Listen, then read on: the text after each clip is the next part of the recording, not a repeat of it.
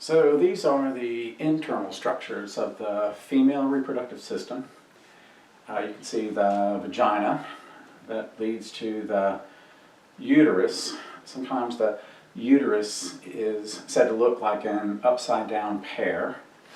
Then coming off the uterus would be the fallopian tubes that project to the ovaries, where oogenesis would make the egg cells.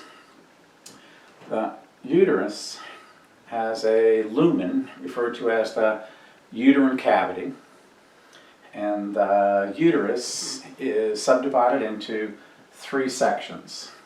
So the uppermost part of the uterus is the fundus, the middle portion is the body, and the lower third of the uterus where it constricts is known as the cervix.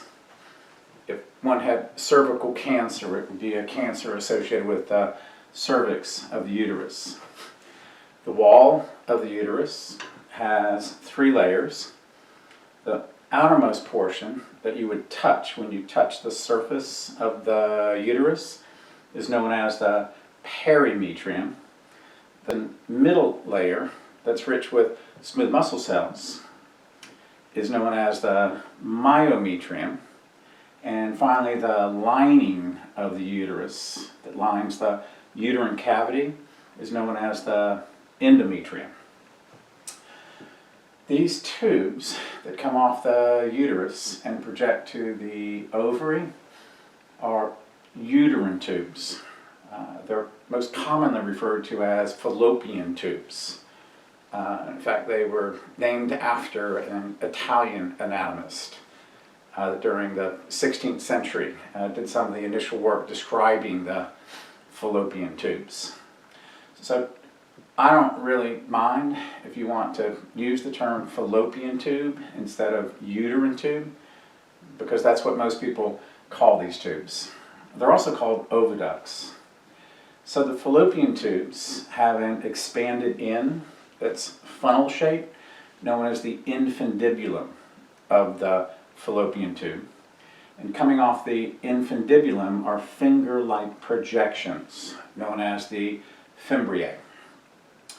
Note that the uterine tubes, or the fallopian tubes, begin as an opening into the uterine cavity. The vagina opens between a female's legs as the vaginal orifice. So, before I take a look at some images and models, let me just show you a couple structures associated with the breast that I want you to know. One is the nipple, or the teat, and there's a pigmented area around the nipple known as the areola. So I'm going to look at some illustrations that are in your lab book and also in the Ammerman textbook.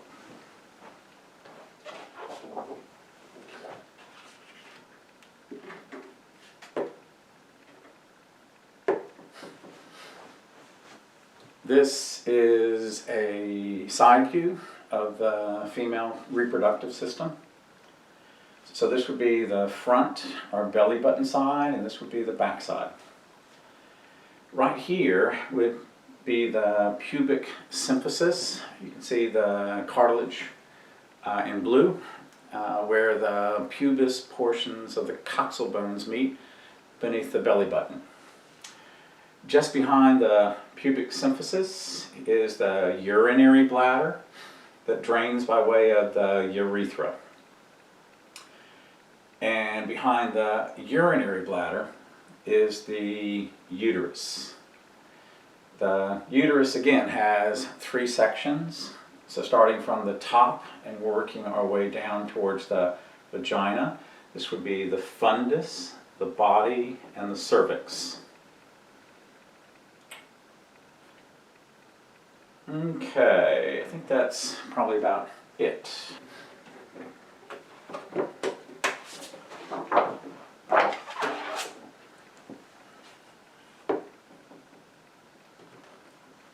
This is a front view of the female internal genitalia or internal reproductive organs, and they would include the vagina. There are ridges along the length of the vagina, known as rugae. We saw that word with the stomach as well. The vagina leads to the uterus. The uterus is approximately the size of one's fist. That would be the case with the heart as well. So the uterus has three sections: the fundus, body, and cervix, working from the top towards the bottom. The cervical region of the uterus is where the uterus attaches to the vagina.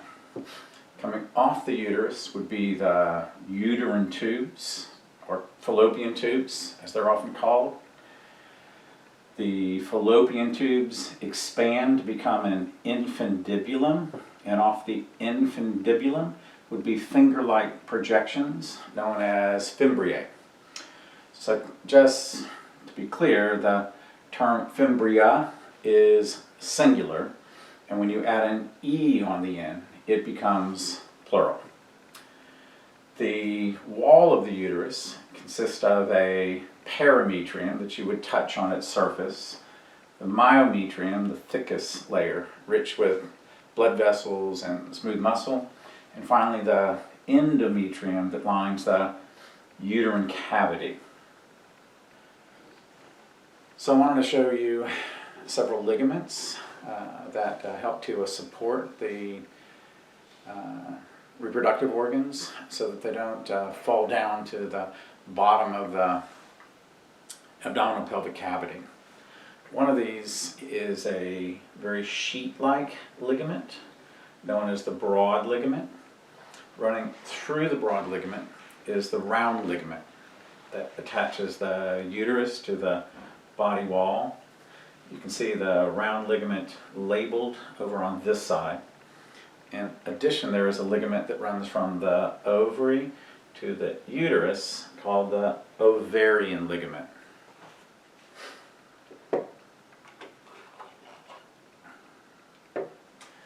This would be a view between a female's legs showing the vulva and the perineum. So the vulva isn't labeled on this illustration, but the vulva would include the mons pubis, which is a mound of fatty tissue that pubic hair grows out of. And then you've got a region known as the vestibule. And the vestibule is bounded by the labia majora and the labia minora. The mons pubis, the labia majora, labia minora, and the vestibule, which includes clitoris, the urethral orifice, and the vaginal orifice, all collectively make up the vulva. The word labia means lips, and sometimes the labia majora and the labia minora are known as the labial lips. The labia majora and the labia minora are folds of skin around the vestibule. So the labia majora are the outer folds of skin, here and here, and the labia minora, here and here, would be the inner folds. And the labia minora enclose a region known as the vestibule. Within the vestibule, one finds the clitoris, the urethral orifice, and the vaginal orifice.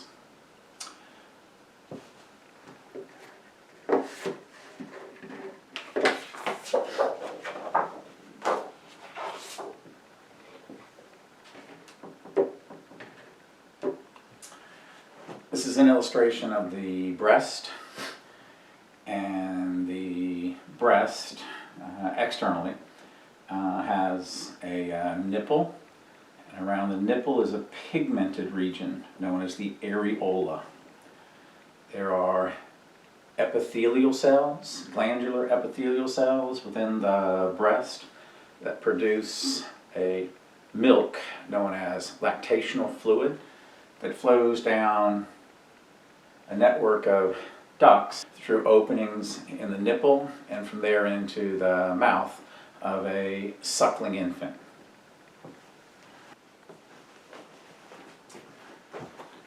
So I did want to show you the models that we have in lab. I think you can see the yellow colored ovary, and projecting to it from the uterus is a fallopian tube. The end of the fallopian tube would be the infundibulum leading to the fimbriae that project to the ovary. So when you look at this, this is going to be the front and that's the back.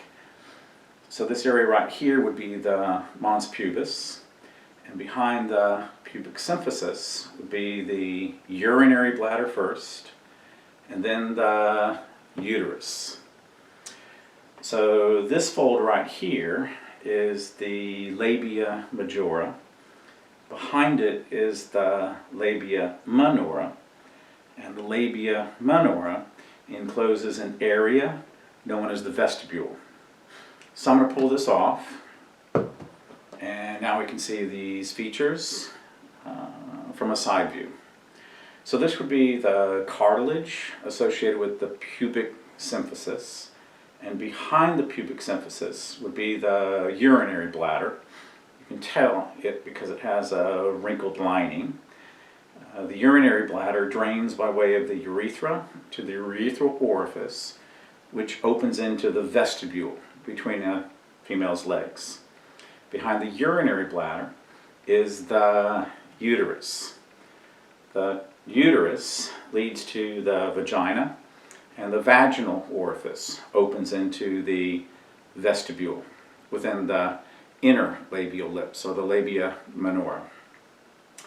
The uterus consists of 3 sections: the fundus, body, and cervical region.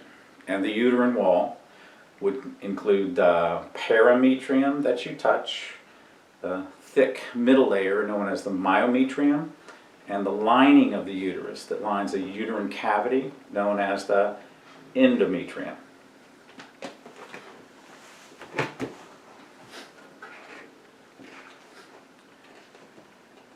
It's difficult for me to spread this model apart, but I think I'm going to do it anyway. So this would be the uterus, and coming off the uterus would be the fallopian tube. This would be the infundibulum and the fimbriae, colored red at the end of the fallopian tube, and of course a yellow colored ovary. If you can see this, there is a ligament extending from the ovary called the ovarian ligament that anchors the ovary to the side of the uterus. There's another ligament that one can see. I just got to stretch it apart, and this would be known as the broad ligament. It's a sheet of connective tissue in which the ovary and the ovarian ligament and the fallopian tube and the uterus are all enmeshed.